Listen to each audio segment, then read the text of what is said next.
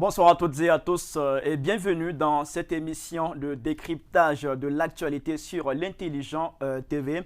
La revue de presse grand format reçoit comme invité ce soir Ambroise Thietier. Il est journaliste et analyste politique. Bonsoir. Bonsoir Khalil. Merci d'avoir accepté notre invitation. Alors, vous partagez ce plateau avec Sylvain Debailly. Il est journaliste pour le compte du site d'information connexion ivoirienne.net. Bonsoir. Bonsoir, cher ami. Et merci d'avoir accepté notre invitation. Merci. Alors, ce soir, on parlera du 6e congrès extraordinaire du FPI, des enjeux de la Journée nationale de la paix qui a été célébrée en Côte d'Ivoire le lundi 15 novembre 2021. On parlera aussi de l'élimination des éléphants de Côte d'Ivoire qui, malheureusement, ne seront pas au Qatar pour la Coupe du Monde 2022. Et à l'international, on va s'intéresser au Burkina Faso où un détachement de la gendarmerie a été attaqué par des djihadistes. Cela dit, on part pour la première rubrique de cette émission, la synthèse de la semaine.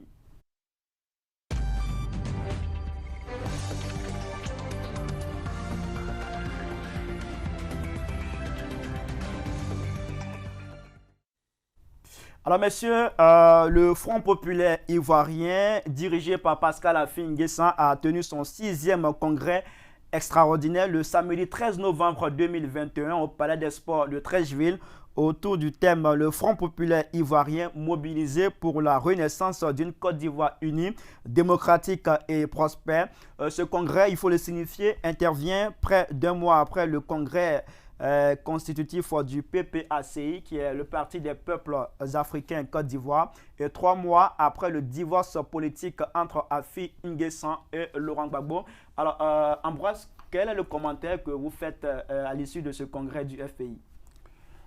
Dans un premier temps, il faut noter que le 9 août, après le coup de tonnerre, qui a été marqué par le départ du président fondateur, l'un des fondateurs du FPI, mais la figure emblématique de ce parti, M. Laurent Gbagbo, on attendait de voir ce que pesait désormais Affi N'Guessan du point de vue de la mobilisation, parce qu'en politique, ce qui compte, c'est la mobilisation des militants. Donc, on attendait, c'était un examen pour lui, ce 6e congrès extraordinaire. Vous pensez qu'il a réussi cet examen? Oui, on peut le dire, du point de vue de la mobilisation, parce que très peu de personnes s'attendaient à une telle foule, à un tel nombre de militants. La cuvette du palais était quasiment bombée, hein. C'était complet. Donc, je peux dire qu'il a réussi son examen de passage. Il peut regarder l'avenir, je crois, avec sérénité. Il reste entendu que le meilleur baromètre, c'est les élections. Voilà. Et 2013 n'est pas loin pour qu'il puisse vraiment se mettre dans la balance pour voir ce qu'il veut. Alors, Sylvain, le FPI a tenu son 6e congrès extraordinaire. Il a parlé de la mobilisation. Et pour lui, au regard de cette mobilisation, Affi N'Guessan a réussi son examen. C'est aussi votre avis? Bon, je pense que sur ce 6e congrès du FPI d'Affi, tout a été dit, hein. Il y a certains qui pensent qu'avec la mobilisation qu'il a réussi son pari, qu'il a réussi son examen de passage. Mais moi, je ne voudrais pas analyser les choses comme cela, parce que nous sommes en Côte d'Ivoire et les mobilisations ne sont pas tellement un baromètre. Tout à l'heure, s'agissant du baromètre, il a dit que c'était les élections. Effectivement, c'est une partie la mobilisation nous permet quand même d'avoir une idée du résultat des urnes. Cette mobilisation, ce n'est pas la première fois que Affi N'Guessan l'a réussi. Avant ce congrès, il y a eu des congrès extraordinaires quand il est sorti de prison et même en pleine crise du FPI, il y a eu ce genre de congrès. Et le palais des sports de Treichville, c'est vraiment 4000 places. Même avec le seul quartier et la seule commune de Treichville, on peut remplir cette salle-là. Donc, ce n'est pas, à mon sens, un élément vraiment d'appréciation. Oui, c'est insignifiant cette mobilisation? Non, je ne dis pas qu'elle est insignifiante. Du point de vue du nombre, il y a eu du nombre.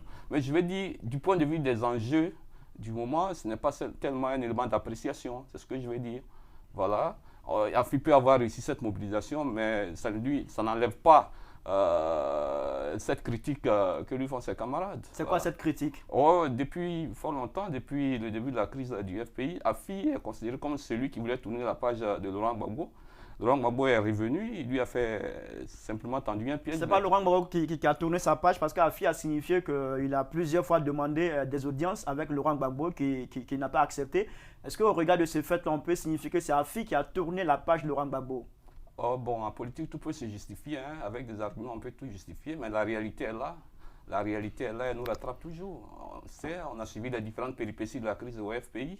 Je ne voudrais pas revenir sur ces différentes péripéties, parce que ici, nous sommes là pour analyser les actes du 6e congrès. Et je suis en train de dire que ce n'est pas pour refaire ce débat, mais nous avons été témoins oculaires de ce qui s'est passé dans le FPI jusqu'à ce que revienne Laurent Gbagbo et qu'il prenne une décision de créer le PPACI. Alors, je voudrais à présent qu'on décrypte un peu des points du discours prononcé par Pascal Affi N'Guessan à cette occasion. Parlant de la rupture avec Laurent Gbagbo, il a dit, je le cite, « Nous ne l'avons pas désirée, elle nous a été imposée. Cette rupture est une libération, un soulagement, une double victoire, victoire idéologique, victoire de l'intelligence stratégique. » Qu'est-ce que vous en pensez? Je crois que il a dit, c'est M. Laurent Gbagbo qui a voulu cette rupture, qu'il a actée. Donc, de ce point de vue, je suis d'accord avec lui. Mais quand il dit c'est une libération, je suis aussi d'accord avec lui, parce que quand M. Laurent Gbagbo était à La Haye et que M. Affi était ici en Côte d'Ivoire, qui tenait la rêne du parti, mais on a vu ce que les partisans les plus, je dirais, les plus exaltés du président Laurent Gbagbo, qu'on appelle les gosses, ça veut dire les Gbagbo-riens, toutes les misères qu'ils lui ont faites. On l'a traité de vendu, de traître, tout ça. Et tout ce qu'il faisait était critiqué systématiquement. Donc, il traînait ça comme un boulet. Aujourd'hui, le monsieur dit, je quitte le pays, mais effectivement, c'est une libération pour lui, parce qu'il s'en va avec les gars. Il s'en va avec les gars qui lui ont créé toutes les misères. Donc, je suis d'accord avec lui quand il parle de libération. C'est une vraie libération. Aujourd'hui, il peut pousser un ouf de soulagement. Il tient désormais son parti, et il n'y a pas de dissidence qui va le ramener, le tirer vers le bas, comme on l'a vu pendant tout le temps que M. Laurent Gbagbo est resté en prison. Donc, il a vécu ça comme un vrai supplice. Hein? Il a vécu ça comme un supplice, on peut le dire. Donc, quand il parle de libération, on le comprend. Et a raison. Voilà, donc je suis d'accord avec lui. Debaye, est-ce que vous pensez que Affi N'Guessan est vraiment soulagé après cette rupture? C'est un soulagement, c'est une libération pour Affi N'Guessan? Vous le pensez vraiment? Je ne voudrais pas parler comme mon ami Arthur Banga qui a dit que Affi est plutôt meurtri. Je ne voudrais pas parler comme lui, mais je veux dire que dire qu'on est soulagé après une telle aventure, bon, je ne sais pas ce qu'il appelle soulagement. Est-ce que ce que Affi vit aujourd'hui, est-ce que c'est ce qu'il avait voulu? Moi, je ne voudrais pas rentrer dans les détails de mon ami et mon frère Ambroise Tétier, mais quand je dis qu'il ne faut pas analyser le problème. C'est quand même des détails importants qu'il a signifiés. C'est des détails importants, mais il ne faut pas analyser de façon superficielle la crise qu'il y a eu au FPI et dire comme ça de façon péremptoire qu'il y a eu un camp qu'on appelle des gars qui ont créé des misères à Affi. Qu'a fait Affi avec le FPI de Laurent Gbagbo dont il a dirigé les rênes depuis 2001 jusqu'à ce qu'advienne cette crise? Qu'a-t-il fait? Affi N'Guessan était en prison. Il y a eu des lieutenants qui ont tenu le parti comme lui, qui ont tenu le parti en éveil quand il était en prison. Que s'est-il passé pour qu'il y ait un camp qui se réclame de Gbagbo ou rien? Mais c'est tout cela et c'est ce droit d'inventaire qu'il n'a jamais voulu faire.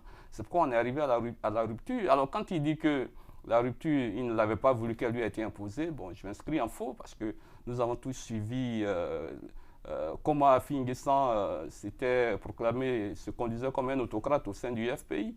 Il n'a jamais voulu écouter des voix et même d'historique de ce parti-là. Il avait voulu tout faire à sa guise, il avait tout fait, même quand il y a eu ce semblant de dialogue. Il a rompu ce dialogue de façon unilatérale. Donc, il ne peut pas de façon comme ça imagée dire qu'il est soulagé. Mon ami Arthur Banga que j'évoquais tout à l'heure disait que Affi est plutôt meurtri, mais moi je dis que c'est un spleen qu'il a exprimé tout au long de son congrès.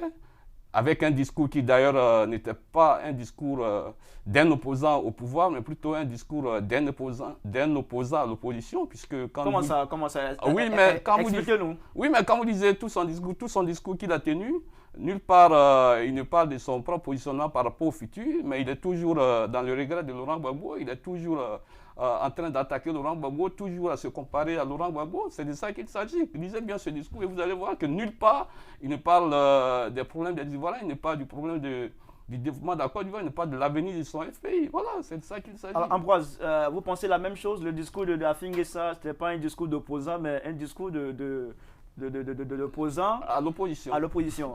Vous pensez bien que je ne partage pas son avis, mais c'est un opposant à FI. Il n'y a pas de discours à tenir. Un opposant à l'opposition. Non, mais ça, je lui laisse la liberté de ses mots, mais moi je dis à FI, c'est un opposant lucide, raisonné et raisonnable. Voilà. Donc, moi je ne sais pas, il n'est pas dans l'opposition systématique, ça, on peut lui concéder ça. Parce qu'il y a aussi ça. Il y a aussi cette partie de l'opposition qui est dans l'opposition systématique, qui voit tout en noir. Et vous parlez de qui? Non, mais je ne parle de personne, mais il faut suivre mon regard. Hein? Vous parlez du PPACI? Ne me fais pas dire ce que je n'ai pas dit, mais suis mon regard seulement. Et tu verras ceux qui sont dans l'opposition systématique, qui voient tout en noir. Qu'est-ce qui est opposition systématique? L'opposition systématique, c'est de ne rien concéder de bon au pouvoir, de ne reconnaître aucun mérite au pouvoir. Mais cette opposition systématique reconnaît Alassane Ouattara comme président. Oui, mais le débat n'est pas là. C'est quand même suffisant. Le débat n'est pas là. Le débat n'est pas là, on peut dire que vraiment c'est une opposition systématique. Non, le fait, quand on dit une opposition systématique, ce n'est pas le fait de ne pas reconnaître le président. C'est le fait de ne pas reconnaître sa gouvernance, de ne pas reconnaître les points positifs de sa gouvernance. Voilà, c'est ça. Est-ce qu'on en est là aujourd'hui? Est-ce que c'est à l'opposition qu'il faut demander de reconnaître les bons points ou les Mais justement, points. Une opposition... L'opposition est là pour s'opposer aux... Mais pas systématiquement, justement. Mais qu'est-ce que vous appelez systématiquement? Mais c'est ce que j'ai dit. L'opposition de tout voir noir. Est toujours dans son rôle. Sauf que ici elle n'est pas dans son rôle quand elle est systématique. Sauf qu'ici en Côte d'Ivoire, cher ami Khalid, on a été habitué à une phase de la vie politique qui a été marquée, n'est-ce pas, par l'emprisonnement de Laurent Gbagbo, conséquence directe de la crise post-électorale qu'il y a eu en 2011. Et à partir de là, il y a eu une nouvelle façon de faire la politique. Les deux blocs antagonistes, le pouvoir et l'opposition, ne parlaient plus le même langage. Quand on s'adresse à l'opposition, elle réclamait à UE et à DIA la libération de Laurent Gbagbo.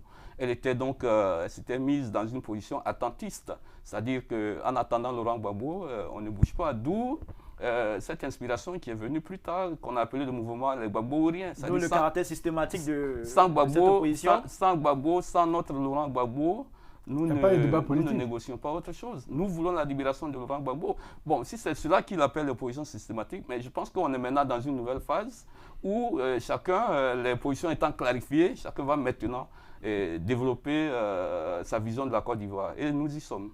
Alors, Ambroise, à quel FPI les Ivoiriens doivent-ils s'attendre désormais? Mais un FPI de mesures, d'abord, à l'image de son président, qui a toujours été un homme de mesures, excepté la parenthèse du CNT, où on l'a vu plutôt violer sa nature en se positionnant comme un rebelle en griffe. Donc, Afi, ça a toujours été un homme de raison, un homme de mesures, un homme de pondération. On l'a vu à Makoussi. D'ailleurs, ça lui a valu des pics au sein de son parti. Pourquoi il a cautionné Makoussi? Et j'aurais appris, et les Ivoiriens aussi, qu'il aurait été souffleté par l'ex-première dame, Mme Simone Gbagbo, quand il est revenu de Makoussi. Tu lui as demandé, mais pourquoi il a signé ce document? Et c'est cette même Simone Gbagbo qu'il convoite, là? Non, moi je rappelle un fait historique. Voilà, ça, je ne parle pas de la même Simone Gbagbo. Voilà. Donc Afis a toujours été un homme de mesure. Donc, j'espère que le FPI qu'il est en train de construire va être un FPI de mesure, un FPI d'opposition. Mais dans la mesure, je le répète, un FPI qui veut contribuer à faire avancer le pays et ne pas le détruire, et non pas poser des actes d'opposition systématique. Et on l'a vu avec son discours. Un discours de responsabilité. C'était un discours tout à fait responsable. Hein? Il n'est pas de mon avis, mais moi, je dis que c'est un discours tout à fait responsable. Il dit opposé à l'opposition, mais sinon que des mots qu'il emploie là. Hein? C'est un opposant qui a tenu un congrès et qui a démontré qu'on pouvait compter sur lui pour construire le pays. Voilà. D'accord. Debaï, quel FPI désormais pour la Côte d'Ivoire après ce congrès? Oui, cher ami, excusez-moi de vous décevoir, mais ce FPI d'AFI-là, je ne le vois pas, en tout cas moi, dans l'avenir de la Côte d'Ivoire. Pourquoi tu le décevrais? Parce que... Pourquoi? Non, mais parce que aussi longtemps que Pascal Vous pensez que l'enveloppe est vraiment vide? Non, moi je ne raisonne pas en termes d'enveloppe. Elle n'est même plus vide. C'était une image. Il en demande une autre, d'ailleurs, une deuxième enveloppe. Il ne faut pas se satisfaire de quelques sympathisants ou curieux d'un moment pour dire qu'on a rempli une enveloppe. Ça, c'est pas, je ne veux pas rentrer dans ce débat, mais je voudrais dire que Affi N'Guessan, aussi longtemps qu'il sera à la tête du FPI, il ne changera rien dans l'imaginaire populaire. Dans l'imaginaire populaire, Affi N'Guessan, c'est celui qui a trahi Laurent Gbagbo. Ça, il n'enlèvera jamais cela dans la tête de ceux qui pourraient être de son côté. Vous pensez que c'est Affi N'Guessan qui a trahi Laurent Gbagbo? Oh oui, mais ce n'est pas moi qui le dis. J'ai dit que aussi longtemps qu'il sera à la tête du FPI, il n'enlèvera jamais dans la tête des gens, en tout cas de ceux qui ont été du camp de Laurent Gbagbo, qu'il a été ce grand traître. Ça, cette image-là, il la tiendra partout. Et c'est cela, c'est contre cela qu'il est en train de lutter. Parce que vous voyez, même dans la vie courante, quelque chose que vous n'avez pas créé, vous ne pouvez pas vous faire propriétaire de ça. Hein. Et c'est pour ça que j'ai dit qu'aussi longtemps qu'il sera à la tête du FPI, il aura à lutter d'abord contre ses propres démons. Il aura à lutter d'abord pour s'approprier véritablement le FPI, ce qui n'est pas un combat évident pour lui. Mais Affi s'est approprié le FPI. Oui, bon, avec le départ de Laurent Gbagbo, mais le FPI n'est pas une création d'Affi N'Guessan. Ça, c'est ce qui est dans l'imaginaire populaire. Et avec cette conception, avec cette idée reçue, il me paraît difficile pour Affi N'Guessan d'avancer. D'ailleurs, on ne fait pas un parti pour ses seuls militants. Je pense que c'est eux tous, hein, que ce soit Affi N'Guessan, que ce soit Chabré ou que ce soit Simone Gbagbo, s'ils devaient aller à la conquête des militants, c'est dans le même vivier de Laurent Gbagbo là, que chacun irait pêcher. J'aurais été fier d'Affi N'Guessan si il pêchait au-delà de son FPI, c'est-à-dire au RHDP, au PDCI. Mais comme en Côte d'Ivoire, nous n'avons pas de baromètre fiable pour voir les choses, c'est-à-dire qu'ici on ne gouverne pas avec les sondages, il aurait fallu un sondage pour voir, après son nouveau positionnement, qu'est-ce qu'il avait eu à gagner. Mais je pense que... on le verra bien en 2025, on verra également en 2023. Cette idée patrimoniale des partis, un parti, même quand on l'a créé, c'est une idéologie. Personne ne peut se l'approprier. Ici, qui connaît les idées? Monsieur, on va... C'est une conception patrimoniale qui ne peut pas prospérer. On va progresser, on va aborder le deuxième sujet de cette émission. On va parler cette fois de la Journée nationale de la paix. Le lundi 15 novembre 2021, cette journée a été célébrée à Yamoussoukro, la capitale politique de notre pays, la Côte d'Ivoire, en présence bien sûr du Premier ministre Patrick Achi. Alors, monsieur, je vais commencer d'abord par vous, Ambroise Otietier. Que vous inspire cette journée, la Journée nationale de la paix? C'est là qu'à mon tour, je vais peut-être vous décevoir, mais moi j'estime que c'est... Mais pourquoi vous voulez tous me décevoir ce soir? J'estime que c'est du folklore. Vraiment, non, c'est du folklore. Journée nationale de la paix. On peut enlever ça du calendrier, parce que ça nous avance à quoi? Ça nous avance à rien. On perd une journée pendant laquelle on aurait pu travailler, parce que c'est un lundi, imaginez, un lundi que tout un pays perd. Mais c'est pas mauvais d'arrêter de travailler pour parler de la paix, pour sensibiliser à la paix, tout ça? Non, mais qui sensibilise pendant cette journée? Ce que la Côte d'Ivoire a connu. Pendant cette journée, qui sensibilise à la paix? Mais tout le monde est content de rester à la maison, de faire ce qu'il a envie de faire, mais qui sensibilise à la paix? Non, mais c'est du folklore. Je suis désolé, c'est du folklore. Vous pensez que cette journée n'a rien apporté, n'apporte rien à la Côte d'Ivoire? Rien. Mais alors, rien de rien. Rien de rien. La Côte va perdre des milliards parce qu'un jour, sans travail pour un pays, ça se chiffre en milliards du point de vue des pertes. Donc moi, j'estime qu'on peut plutôt organiser, sensibiliser les gens à la paix, et ça peut se faire tous les jours. Oui, chacun à son niveau. Oui, ça se fait tous les jours. Il faut poser des actes de paix. C'est ça qui est plus important que de décréter un jour pour la paix. Peut-être que ça peut frapper l'imaginaire populaire, mais pas plus. Ça ne fait pas plus avancer la paix qu'autre chose. D'accord. Sylvain, vous aussi, vous voulez me décevoir. Vous partagez le même point de vue que Ambroise Thietier. C'est du folklore pour vous? Oh, il a peut-être raison de le dire, hein, mais je ne dirais pas les choses dans ces termes. Je crois que quand on dit journée de la paix, pour ma part, il faut, même si on pense que ce n'est rien du tout, il faut plutôt en tirer des vibrations positives. Voilà, pour parler un peu comme les psychologues, il faut en tirer des vibrations positives. C'est-à-dire le fait même de prononcer le mot paix, paix, paix, paix, si ça peut faire un effet sur nous, bon, ben, tant mieux.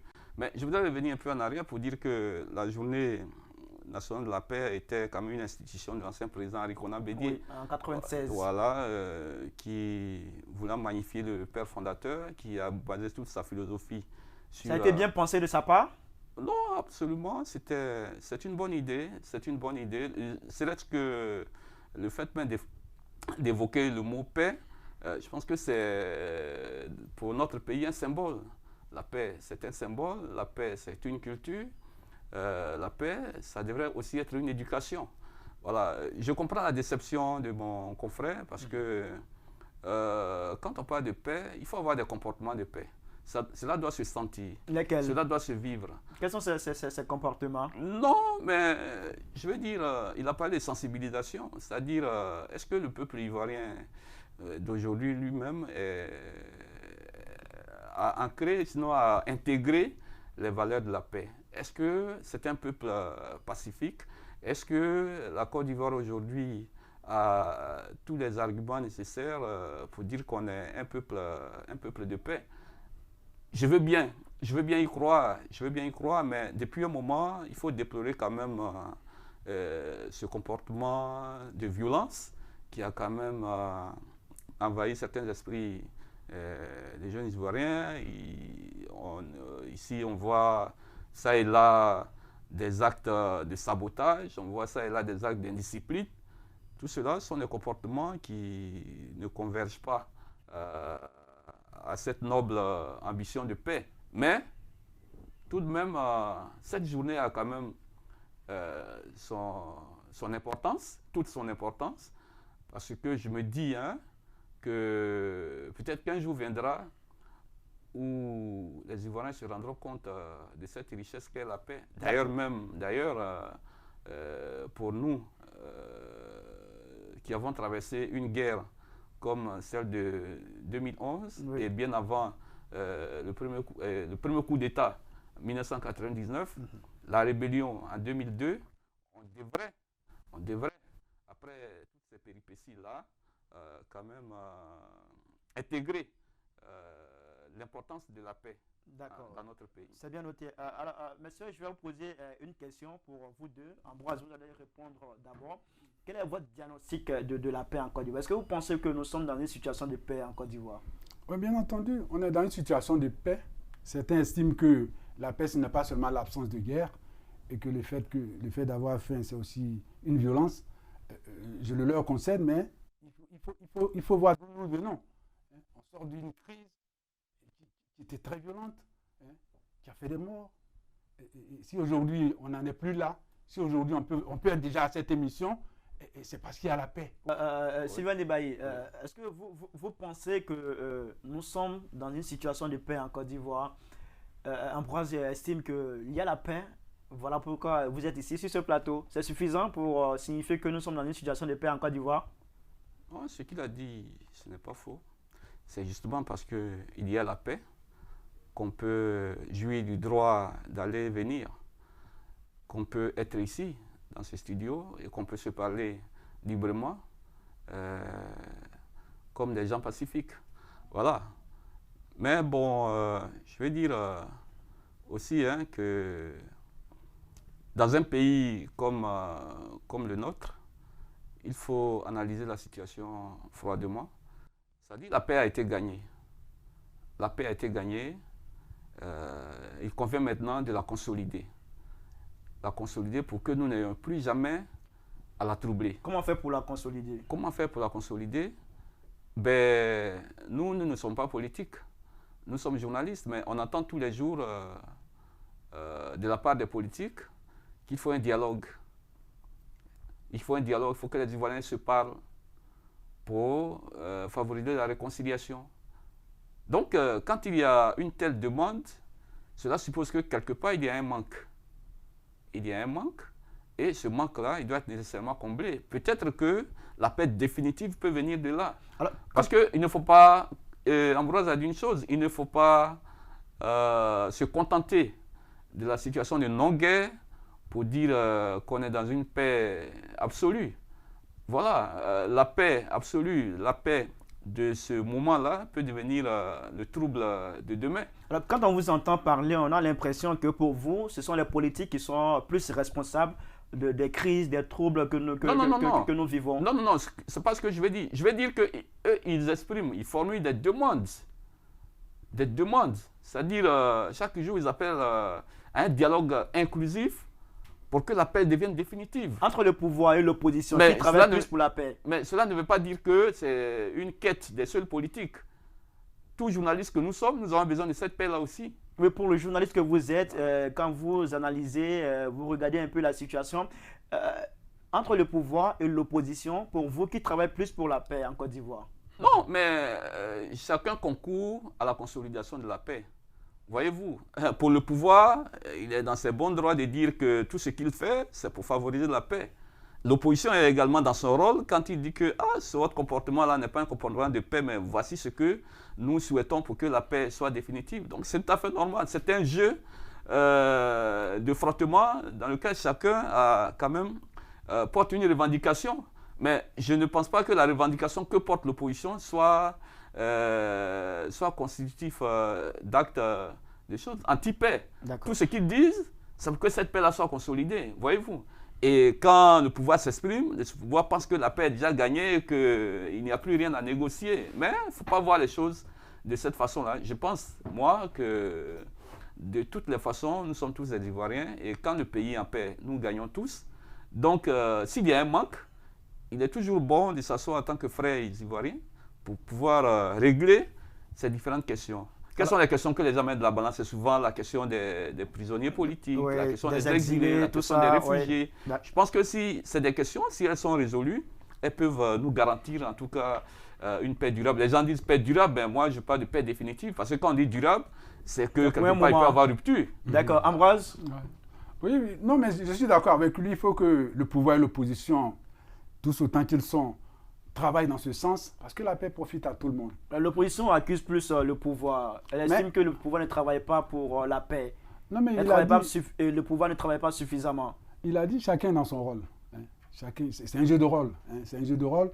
Le pouvoir l'opposition est dans son rôle d'accuser le pouvoir de ne pas en faire assez pour qu'il y ait la paix. Et le pouvoir également est dans son rôle de dire que l'opposition sabote ses efforts de paix. Maintenant, ce qu'on leur demande aux uns aux autres, et comme aujourd'hui, le pouvoir est dans une dynamique de paix. Le président de la République, aujourd'hui, il est disposé à aller à la paix, à aller au dialogue républicain. Qu'est-ce qui montre cela? Qu'est-ce qui montre qu'il est disposé à aller à la paix? Non, mais il a déjà instruit le Premier ministre. Voilà, bientôt, ça va commencer. Ça va commencer. Tout est dans les tuyaux pour que, ils vont acter ça bientôt. Le pouvoir et l'opposition vont se retrouver autour de la même table pour mettre tous les points qui font débat sur la table.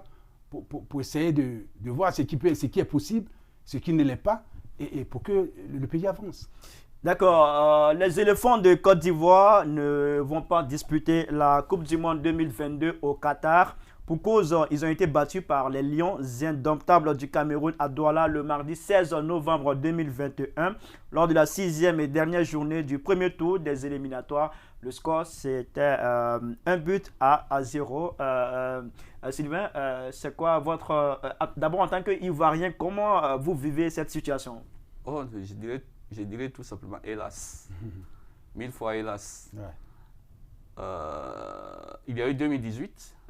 C'est la deuxième fois d'affilée. Et il y a 2021. Alors, cela m'amène à me demander si nous avons vraiment tiré les leçons de l'échec de 2018. Parce que ma foi, en Côte d'Ivoire, quand on regarde nos jeunes gens jouer, on se dit que il y a de la matière, il y a de la ressource. Ce ne sont pas les joueurs qui manquent en Côte d'Ivoire. Mais comment faire de tous ces grands talents une équipe? Je crois que... C'est un problème d'encadrement? Oui, il y a certainement un Il y a problème tout. d'encadrement, mais il y a tout l'environnement autour d'une équipe nationale qu'il faut parfaire. Bon, parfait, il n'y aura jamais le parfait absolu, mais je crois que il faut assainir l'environnement parce que quand on veut aller loin, Se débarrasser de l'entraîneur, par exemple? non, je ne dirais pas ça. Moi, je ne dirais pas ça. Cet entraîneur-là, il a quand même montré quelque part qu'il a quelques qualités.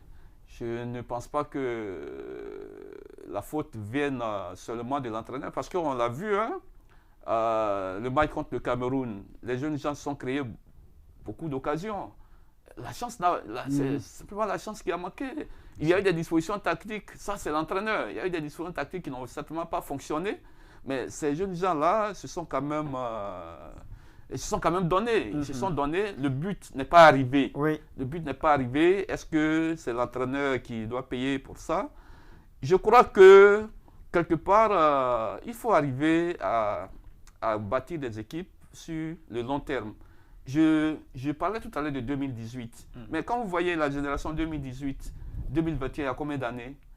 Il n'y a que 3 ans, mais ce n'est plus la même équipe. Ce n'est plus la même équipe. Alors, en Côte d'Ivoire, quel problème avons-nous à ne pas garder des joueurs sur le long terme? Mais si ces joueurs ne sont pas performants, on se débarrasse d'eux? La performance, c'est quoi? Ces jeunes gens que vous voyez là, ils ont tous du talent. Mais c'est la confiance. Il faut leur faire confiance. Et moi, je déplore quand même ce fait en Côte d'Ivoire. Des joueurs arrivent, des professionnels aguerris qui arrivent, qui font quelques mois, et puis bon, c'est fini, ils vont à la retraite. On a vu ici, en Afrique et ailleurs dans le monde, des joueurs qui ont joué jusqu'à 42 ans. Roger Mila. Roger Mila. À 42 ans. Il y a l'ancien gardien anglais qui a joué jusqu'à 42 ans. Il y a le gardien de l'Allemagne tout récemment qui a joué jusqu'à un âge. Pour les gardiens, ça se comprend. Ambroise, comment vous pouvez expliquer cette défaite, cette élimination des éléphants de Côte d'Ivoire? C'est quand même la 2e fois d'affilée, comme l'a signifié Sylvain Debailly. Non, mais moi, ce que je peux demander, c'est de ne pas jeter le bébé à l'eau du bain.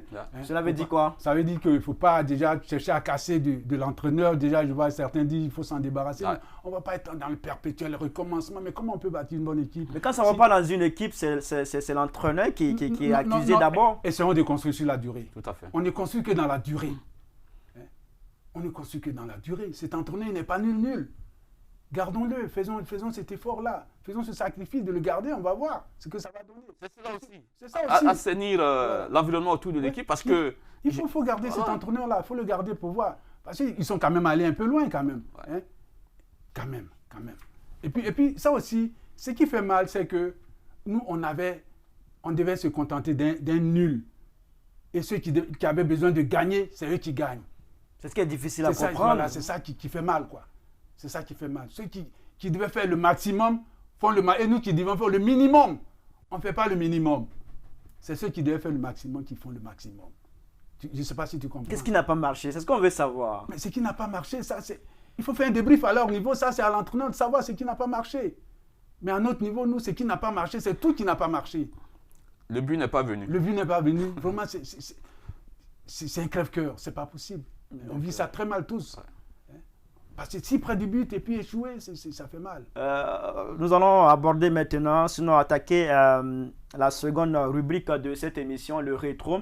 Alors, depuis quelque temps, la Côte d'Ivoire fait face à une vague de limogeage de DG d'entreprises d'État pour soupçon de détournement de fonds. Les derniers limogeages en date sont ceux de l'ancien Diaby, ex-DG du Fonds d'entretien routier, FER, et Soro Kipeya Jean Eloge, ancien DG de l'Agence nationale du service universel des télécommunications. Ensuite, est-ce une marque de bonne gouvernance ou de mauvaise gouvernance? Nous avons posé cette question à nos invités de la semaine passée. C'était Tefou Kone, ex-député à l'Assemblée nationale de Côte d'Ivoire, membre de GPS Génération et Peuple Solidaire, et Bertrand Niaouré, qui est le président de l'ANCI, qui est l'Alliance pour la Nouvelle Côte d'Ivoire. On les écoute et après on revient pour en parler.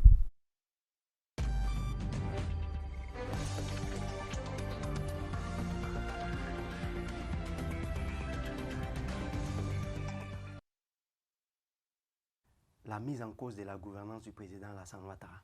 Ces DG-là, qui sont-ils? Ce sont tous des cadres du RHDP. Et vous vous souvenez, le cas récent Diaby Lansini. Qui est Diaby Lansini? Diaby Lansini, c'est le financier du RHDP.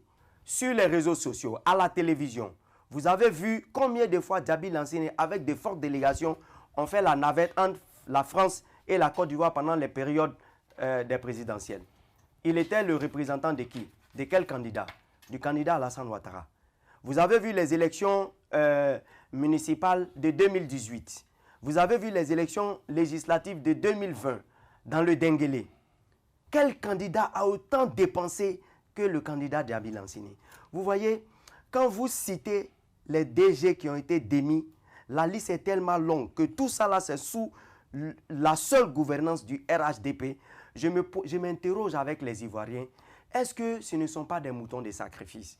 Parce que pendant les périodes électorales, nous voyons dans le journal Le Patriote que le parti RHDP demande à tous les DG d'apporter leur contribution.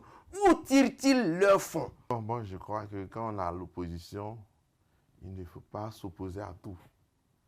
Voilà, il ne faut pas s'opposer à tout. Si le président, ou bien, je ne sais pas, on limoge le DG, que lui-même il dit le financier du RHDP, et le financier du RHDP, ça veut dire qu'il y a une bonne gouvernance.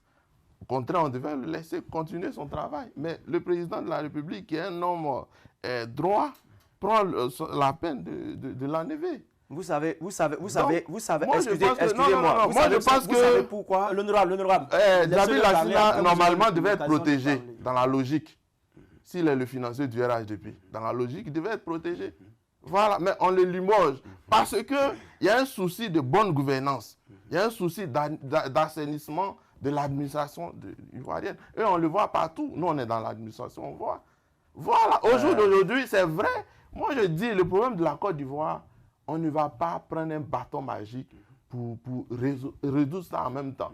C'est avec le temps. Parce qu'il y a eu beaucoup de lacunes. On vient d'écouter Tefou Kone et Bertrand Niaouré qui étaient nos invités la semaine passée. Alors, Ambroise, après avoir écouté ces différents intervenants, quelle est votre position? Ma position, elle est claire. Je dis, les DG qu'on limoge, c'est une bonne chose. Mais encore faut-il qu'on ait les preuves. Mais là, je pense qu'on a... Tout à l'heure, vous avez parlé de soupçons. Oui. Je crois savoir que là, les soupçons, hein, il y a des éléments de preuve que les gens ont pour les limoger. Voilà. Donc, il faut applaudir ça déjà, même si, comme Tefou dit, c'est la preuve de la mauvaise gouvernance. Sous le régime Ouattara. Sous le régime Ouattara, je ne suis pas d'accord avec lui. Parce qu'il faut, à un moment donné, se donner les moyens de sévir. Voilà. Tout se fait en son temps. Et aujourd'hui, le temps de la sanction, le temps de la répression, me semble-t-il, est arrivé. Et c'est ce qu'on voit. On ne peut pas reprocher ça au président Ouattara ou au régime RHDP de commencer à sévir maintenant. Parce qu'il faut toujours un moment pour faire quelque chose. Voilà. Le moment, il est bien choisi selon vous. Le moment est arrivé. Le moment est arrivé. Parce que désormais, on a des éléments de preuve que ceux qu'on limoge ont fait des malversations, se sont rendus coupables de prévarication, hein, et au détriment des deniers publics. Donc, il faut en tirer les conséquences. D'accord. Sylvain? Oui, ce que ça m'inspire entendre ce propos-là, c'est d'abord de dire une chose. C'est-à-dire qu'en Côte d'Ivoire, dans notre gouvernance, sinon dans notre culture de gouvernance, il faut éviter des termes comme du genre « c'est notre tour, on va manger ». Vous pensez qu'ils étaient en train de manger? C'est ce qui envoie tout ça. C'est notre tour. Hier, c'était le tour du FPI, hier, c'était le tour du PDCI. Aujourd'hui, c'est notre tour. Alors, dans c'est notre tour, c'est la porte ouverte à tous les dérapages. Et puis, chemin faisant, le chef qui tape du poing sur la table pour dire ça suffit, mais il est déjà trop tard. Pourquoi il est trop tard? Pourquoi il est trop tard? Pourquoi il est trop tard? Il n'est jamais trop tard. Pourquoi il est trop tard? Oui, est-ce qu'on peut aller maintenant à la chasse de ces milliards envolés? Est-ce qu'on peut ramener... Il n'est jamais trop tard pour faire les bonnes choses. Est-ce qu'on peut ramener au peuple de Côte d'Ivoire tout cet argent, déjà on y met un terme. Tout cet argent qui a été détourné? Bon, je pense à part que c'est une gageure. Hein? c'est une gageure, ce combat qui a commencé là. Je loue les mérites quand même du président et je veux qu'il aille jusqu'au bout. Parce que, en fin de compte, le peuple ivoirien a droit à la vérité et a droit à la transparence. Il ne faut pas venir dire que Diaby Lanciné a détourné de l'argent, on le limoge, il perd son poste et puis les choses s'arrêtent là. On ne saura pas quel argent il a détourné, on ne saura pas c'est du bluff pour vous, quel est le volume d'argent qu'il a détourné. Tout ce qu'on sait, c'est qu'on lit quelques bribes comme ça dans la presse, des gens qui sont soit des soutiens ou bien des anti-Diaby, qui écrivent des choses et que nous lisons. Jamais on ne sait où se situe la vérité. Peut-être qu'il faille à notre niveau peut-être faire des investigations. C'est une bonne gouvernance du régime. Qui n'est pas facile. C'est limogeage. Oh, si cela est encadré, aussi bien... Ça doit être encadré comment? Juridiquement, je vais dire. Si cela est juridiquement encadré... Vous voulez des poursuites et puis des condamnations à la suite? C'est bien mené, on peut qualifier ça comme d'acte de bonne gouvernance, mais si ça donne l'air de règlement de compte entre amis d'hier, je dirais que c'est peine perdue. Oui, et pas de règlement de compte. Les gens en parlent beaucoup, certaines opinions pensent que... Je termine rapidement pour dire que il ne faut pas mettre la charrue avant les bœufs. Voilà, parce que je crois qu'au niveau du fait, le fonds d'entretien routier, Diaby Lanciné qui dirige ce fonds-là, je crois qu'il y avait eu un audit qui a été commandité par l'État de Côte d'Ivoire. Toujours en cours. Voilà. L'audit est toujours en cours, c'est vous qui me l'apprenez. Mais si l'audit est en cours, est-ce que c'est de façon préventive qu'on sanctionne Diaby Lanciné? Ou alors ne faut-il pas laisser l'audit aller jusqu'à son terme pour que nous sachions si nous, le peuple, nous les simples citoyens, on ne peut pas le savoir, mais au moins le Parlement de Côte d'Ivoire que nous avons voté peut au moins se saisir de la question pour savoir un peu. De toute façon, on saura le niveau de détournement. Ben, il ne faut pas sur la base soit des soupçons ou bien des choses. C'est ça qui me dérange, moi. D'accord. Ambroise, c'est vrai, les gens parlent beaucoup de règlement de compte entre cadres, entre partisans du RHDP, parce qu'on se dit qu'il n'y aura pas de suite. C'est juste pour le démettre d'une fonction et puis le placer quelque part après. Parler de règlement de compte, moi je n'ai pas d'éléments de preuve pour le dire. Mais je parle de bonne gouvernance. La bonne gouvernance, c'est ça. C'est ça entre autres. Entre autres, ceux qui se sont rendus coupables de malversation, bon, on les démet. C'est tout ce que moi je vois. Le DG du fait, quand il a été démis, il a été remplacé par son adjoint. Ensuite, c'est l'adjoint aussi qui a pris la relève. C'est quand même une équipe. Oui. C'est une équipe. On ne peut pas démettre le DG et puis mettre... c'est l'adjoint. Est-ce que l'adjoint, il est voilà, innocent? C'est tout ce qui amène les gens à douter de la sincérité du pouvoir, d'aller jusqu'au bout, d'où l'idée de règlement de compte. Non. Un DG, quand le DG est là, le DGA, il n'empiète pas sur ses pouvoirs. Il fait partie de l'équipe. Des responsabilités. Mais il ne lui revient pas de dilapider l'argent. Il signe certains engagements aussi. Non, mais je veux dire, c'est le DG qui répond de sa gestion.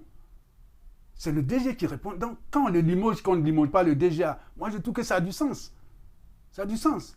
Parce qu'on ne peut pas, sous prétexte que c'est une équipe sur le papier, mais c'est le DG qui décide de tout. C'est le DG qui décide de tout. Donc, si l'argent est dilapidé, c'est lui qui en répond. C'est lui qui en répond. On ne peut pas, sous prétexte que les deux étaient ensemble, et condamner l'autre, alors qu'il est innocent. Moi, je pense que le pouvoir fait la part des choses. Le pouvoir fait la part des choses. Il faut le comprendre. Alors, monsieur, comment on peut en finir avec toute cette histoire de détournement de fonds, de mauvaise gouvernance? Non, mais la gouvernance, elle est simple. D'abord, quand on vient au pouvoir, on arrive avec un programme. Et pour exécuter ce programme, on se donne les hommes. Pour que ces hommes travaillent, il y a un cadre légal, un cadre institutionnel. Dès lors qu'on est dans un tel environnement, bien balisé, chacun sachant le rôle qu'il a à jouer, je pense qu'il ne devrait pas avoir ces dérapages. Mais c'est quand il y a un relâchement au niveau de l'autorité que ce genre de choses arrivent. J'ai lu quelque part le ministre du budget dire que désormais, il ne se passera pas 3 ans sans que une entreprise du secteur public soit auditée. J'ai dit que c'est une bonne chose. Parce que les principes de la bonne gouvernance, c'est aussi cela. C'est-à-dire, il y a la gouvernance, mais il y a aussi des instruments de contrôle. Sans cela, c'est peine perdue. Donc, je reviens pour dire que il faut qu'on cultive dès la base cette bonne gouvernance. Très souvent, la politique, c'est quand la politique s'invite dans ce genre de choses qu'on assiste à ce genre de dérapage. C'est-à-dire quoi? On a un parti politique qui est organisé et qui arrive au pouvoir et qui nomme ses cadres. Alors, dans le fonctionnement des partis politiques, je crois qu'il y a quand même des financiers, il y a quand même, comment on appelle, une gestion financière. Et chaque parti politique, c'est des associations où les individus, les militants cotisent. Mais souvent, on se rend compte que ces cotisations ne suffisent pas et qu'il faut aller pêcher de l'argent au-delà. Alors, on va rançonner les sociétés d'État, on va aller piocher dans les caisses de l'État. Et tout cela, quand ce n'est pas contrôlé, quand on dit non, ce sont les amis, il faut les laisser. Non, il faut les laisser, on aboutit à ce genre de choses. Alors, Ambroise, son intervention me permet de vous poser une question. Est-ce qu'il ne faut pas, je veux dire, écarter les hommes politiques de la gestion des entreprises d'État? C'est pas possible. Expliquez-nous. Non, c'est tout ça. Parce que un parti, parce que qui prend le pouvoir? C'est le parti qui prend le pouvoir avec ses hommes, comme il a dit. Tout parti qui prend le pouvoir arrive avec ses hommes. Comment tu vas dire à un cadre X que parce qu'il est politique, il ne sera pas nommé? Parce qu'il sera toujours sollicité pour financer le parti politique. Non, il va les prendre où? Il faut mettre des balises. On peut baliser. Il faut mettre des balises. Oui. Même en France, les hommes politiques occupent des fonctions administratives. Il faut simplement mettre des balises. C'est tout. C'est aussi simple. Comme ils l'ont dit là, et le ministre l'a dit, le ministre du budget l'a dit, tous les 3 ans, si le directeur qui est là, il sait que dans 3 ans, il sera audité, et il saura comment marcher. 3 ans, c'est pas trop? Bon, ça peut paraître trop, mais au moins s'il y a... Mais au moins s'il a ça en tête, il a cet horizon-là, il va regarder à comment il gère l'entreprise. Parce que dans 3 ans, il doit rendre compte. Il faut insister sur un fait en démocratie, c'est la redevabilité. C'est central. Hein? C'est une notion qui est centrale. On ne la cultive pas assez en Afrique, mais il faut de la redevabilité. Ça veut dire qu'il faut obliger les élus, et ceux qui ont un pouvoir, une parcelle de pouvoir, à rendre compte. C'est ça. Hein? C'est cela la redevabilité. D'accord, on a bien compris, on espère que... oui, j'aimerais ajouter rapidement, cher Khalil, dire que en Côte d'Ivoire, ici, on a vu quelque part, quand on avait institué ici ce qu'on appelle, pour certaines directions, l'appel à candidature. Je crois que sous la gouvernance Ouattara, une entreprise comme le CNTIC a eu son directeur par appel à candidature.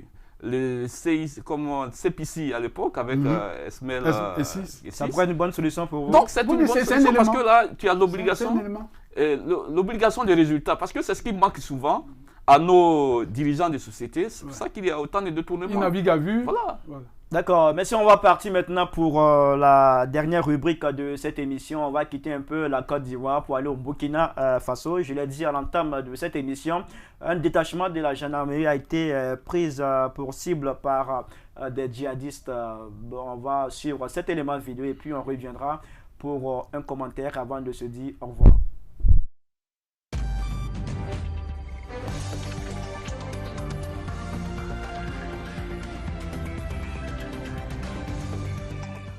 Un détachement de la gendarmerie burkinabé attaqué. Selon le dernier bilan officiel, au moins 49 gendarmes et 4 civils ont été tués dimanche 14 novembre 2021 lors d'une attaque de djihadistes présumés contre le détachement de gendarmerie d'Inata dans le nord du Burkina Faso, ont annoncé l'armée et le gouvernement. Dimanche vers 5h30, le détachement de gendarmerie de Inata a fait l'objet d'une attaque terroriste, a indiqué l'état-major des armées dans un communiqué. Le ministre a affirmé que les gendarmes attaqués ont résisté et se sont battus avec bravoure et qu'il y avait des rescapés qui ont été retrouvés. Une attaque particulièrement meurtrière, selon une source sécuritaire, hier, l'attaque qui s'est produite dans la province du Soum, dans la région du Sahel, a été menée par un important nombre d'individus armés circulant à bord de plusieurs pick-up et motocyclettes. Il a évoqué de longs échanges de tirs entre les assaillants et les gendarmes. Cette attaque est l'une des plus meurtrières contre les forces de défense et de sécurité burkinabées depuis que le Burkina Faso est confronté aux actions djihadistes qui ont débuté dans ce pays il y a 6 ans. 3 jours de deuil national ont été décrétés. Le Burkina Faso fait face depuis 2015 à des attaques djihadistes régulières et meurtrières, en particulier dans la région du nord et de l'est, dans la zone dite des 3 frontières, aux confins du Mali et du Niger, 2 pays également confrontés aux opérations des djihadistes armés. Mardi, l'opposition burkinabé a exigé des mesures urgentes face à la dégradation de la situation sécuritaire après la recrudescence des attaques djihadistes, menaçant de descendre dans la rue pour réclamer la démission immédiate du chef de l'État, Roch Marc Christian Kaboré.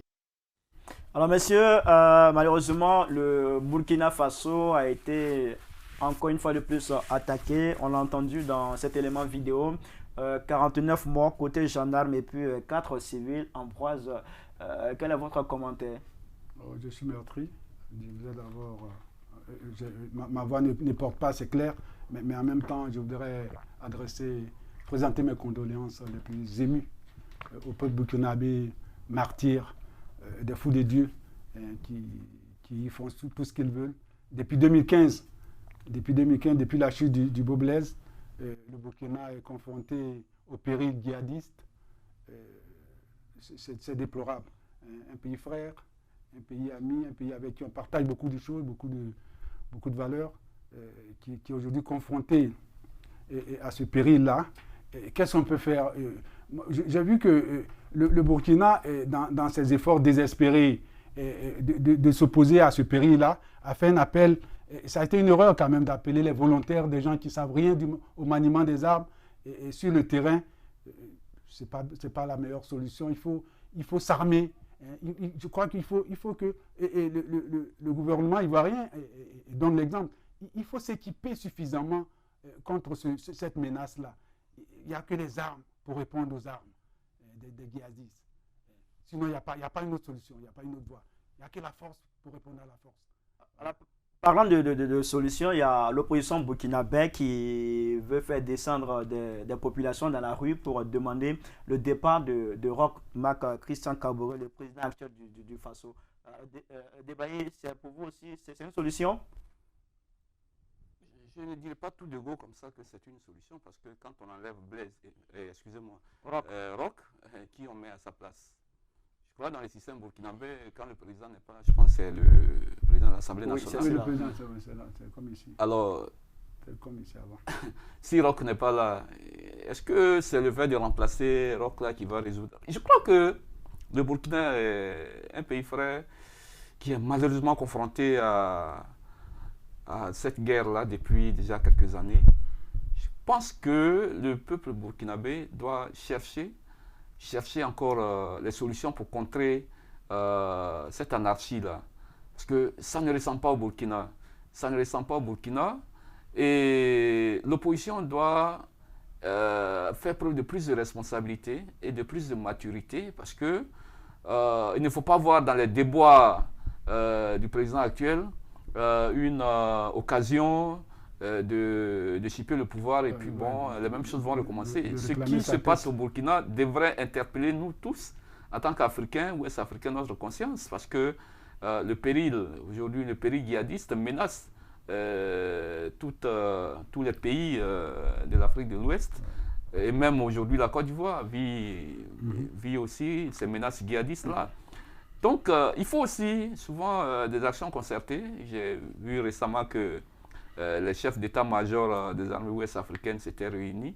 Je crois qu'il faut que nous-mêmes, Africains, là, que nous ayons nos propres solutions avant d'appeler à l'aide extérieure. Parce que très souvent, celui qui vient vous aider, et quand vous lui donnez de prendre les devants, ben, lui, il ne peut pas aller jusqu'au bout. Il faut que les solutions viennent de nous-mêmes. Si nous avons nous-mêmes pensé. Et nous avons des généraux, nous avons des hauts gradés militaires qui ont fait les grandes écoles de stratégie militaire, je pense qu'ils peuvent résoudre ce problème. Il faut aller au front, il faut faire face à l'ennemi. Il faut faire face à l'ennemi. Malheureusement, avec eux. Au Burkina, ce qui se passe, moi je connais la détermination des peuples burkinabés. Il n'y a pas plus courageux que burkinabé. Tout à fait. Et le Burkina peut avoir une armée qui peut faire face à cette avancée djihadiste-là. Mais qu'est-ce qui se passe? Tantôt on relève le problème d'équipement, tantôt on relève le problème de l'encadrement, on parle même du problème de la corruption, mais c'est des choses auxquelles il faut mettre fin. Et le président qui est le chef suprême des armées doit prendre ses responsabilités et ne pas se contenter de limoger quelques personnes là, alors que c'est tout un système qui est en panne. Il faut mettre fin à ce système qui est en panne là et puis recréer un autre système, créer la confiance pour que les jeunes burkinabés qui ont envie de s'engager dans l'armée pour aller contre cette avancée djihadiste puissent s'engager véritablement avec les moyens de l'État, avec le soutien de l'État, un soutien vraiment beaucoup plus ferme. Plus conséquent. Voilà. D'accord. En tout cas, toutes nos condoléances au peuple frère du Burkina Faso qui, depuis quelque temps, est confronté à des attaques djihadistes, terroristes. Beaucoup de courage à ce peuple frère. Et puis, bon, on vous dit aussi merci. Merci Ambroise Tiettier, journaliste, analyste politique. Merci d'avoir accepté notre invitation. Merci aussi à vous, Sylvain Debailly, journaliste pour le site d'information connexioivoirienne.net. Merci d'avoir accepté notre invitation. Merci pour les différents décryptages, les différentes analyses, les différents commentaires relativement aux sujets qui ont été exposés sur ce plateau. Merci infiniment à vous. Et puis on dit merci aussi à toutes celles et tous ceux qui ont pris le temps pour suivre cette émission. On se donne rendez-vous la semaine prochaine pour une autre émission de la revue de presse grand format sur l'Intelligente TV. Portez-vous bien. À très bientôt. Au revoir. Merci. Merci.